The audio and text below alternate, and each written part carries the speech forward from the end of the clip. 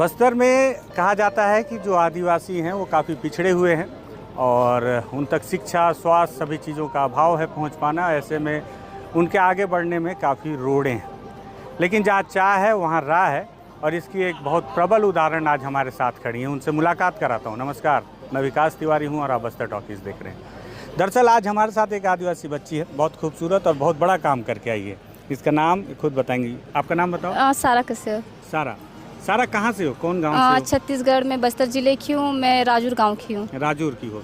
अभी क्या कर रही हो, पूरा बताओ। अभी कौन से पद पे हो और अभी क्या नया करके आई हो?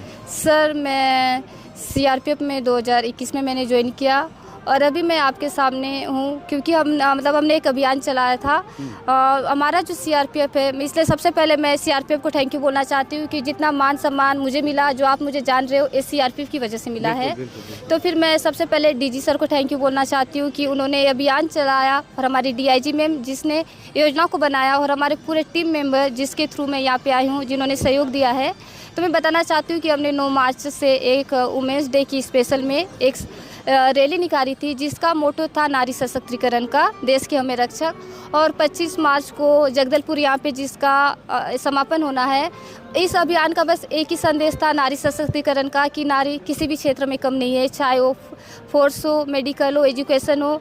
अगर वो मेहनत करती है और उसके घर वालों का उसे सपोर्ट मिलता है तो हर क्षेत्र में आगे जा सकती है, अपने घर का, अपने समाज का और अपने देश का नाम रोशन कर सकती है। अच्छा सारा, बस्तर में बहुत लंबे समय से नक्सलवाद का बीच है। हमेशा सीआरपीएफ और अन्य जो फोर्सेस हैं वो अंदरूनी इलाकों में जब सर्चिंग पे जाती हैं, आदिवासी महिलाएं आरोप लगाती हैं कि जवान उनसे साथ छेड़छाड़ करते हैं।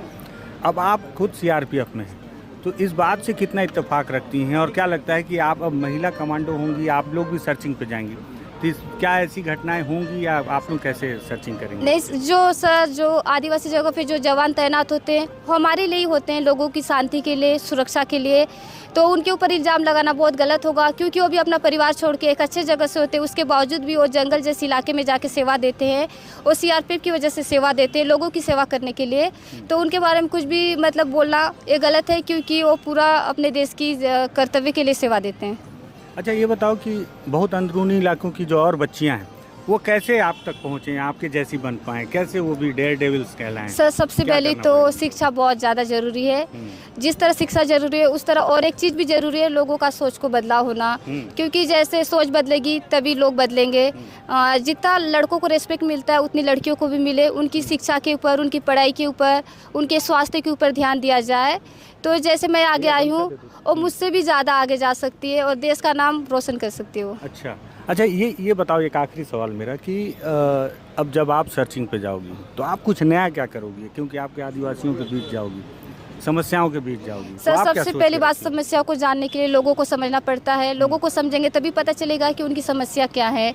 तो लोगों को जानने के लिए उनके पास जाना पड़ेगा, समझना पड़ेगा। जब समस्या पता चलेगी तभी हल निकलेगा। तो समस्याओं के लिए पहले लोगों से मेल मिलाप करना पड़ेगा, उनके साथ जुड़ना पड़ेगा।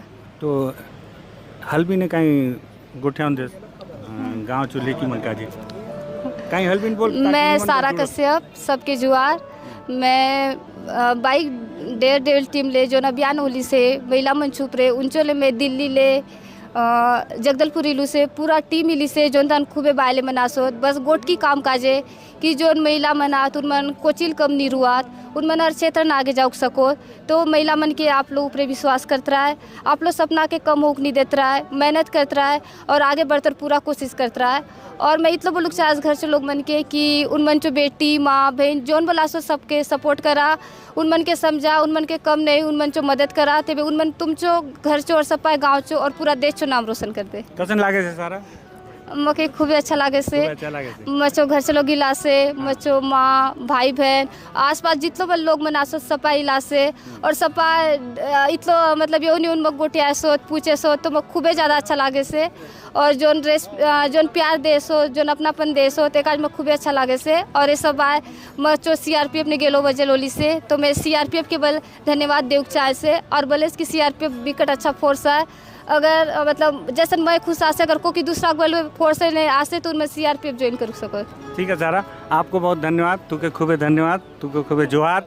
तो ये सारा है जब दिल्ली से 75 की संख्या में डेयर डेविल के नाम से 1800 किलोमीटर की यात्रा शुरू करने के लिए महिला कमांडो ने मोटरसाइकिल पर यात्रा शुरू की।